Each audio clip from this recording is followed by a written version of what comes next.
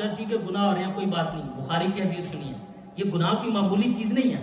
نبی کریم علیہ السلام ارشاد فرماتے ہیں، مشکوٰۃ شریف میں یہ حدیث پاک موجود، حضور فرماتے ہیں ان المؤمن یرا ذنوبہ کأنہ قاعد تحت جبل، کہ مومن جو ہوتا ہے وہ اپنے گناہ کو جب گناہ کرتا ہے تو وہ ایسے دیکھتا ہے جیسے کوئی شخص پہاڑ کے نیچے بیٹھا ہو، پہاڑ کے نیچے بیٹھا ہو، یخاف ان یقع علیہ، اور وہ خوف کرتا ہے کہ مجھ پر پہاڑ گر پڑے گا۔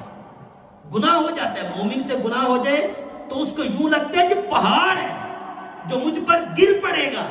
وَإِنَّ الْفَاجِرَ يَرَى ذُنُوبَهُ، لیکن جب گناہگار فاجر سے گناہ ہو جائے، كَذُبَابٍ مَرَّ عَلَىٰ أَنفِهِ، وہ گناہ کو ایسے سمجھتا ہے مکھی آئی ناک کے سامنے سے اڑ کے چلی گئی، کوئی پرواہ نہیں۔ مومن کا دل روشن ہوتا ہے، اس سے اگر کہ اللہ نہ کرے کبھی نماز چھوٹ جائے وہ بے چین ہو جاتا ہے، یہ کیا ہو گیا؟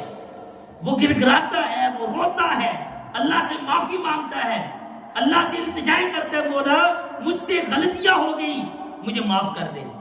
لیکن جو فاجر ہوتا ہے وہ تو جناب فجر روز ہی قضا کر رہا ہے، کوئی پرواہ نہیں، حرام کھا رہا ہے، وہ سمجھ ٹھیک ہے مکھی ہے گزر گئی، پرواہ نہیں، کوئی دل میں کوئی احساس تک نہیں ہوا، ذہن میں کوئی خیال تک نہیں ہوا کہ گناہ بھی ہوا ہے، اس کا بھی کوئی، یہ بھی کوئی احساس کرنے والی چیز ہے۔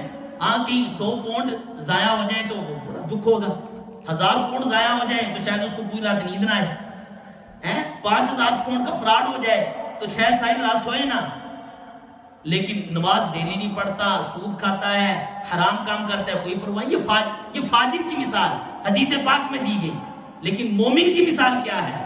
وہ ڈر جاتا ہے، وہ پریشان ہو جاتا ہے، اس کے رونگٹے کھڑے ہو جاتے ہیں۔ اب غور کریں ہمارا معاملہ فاجر والا ہے یا مومن والا ہے، ہمارا انداز کیا ہے؟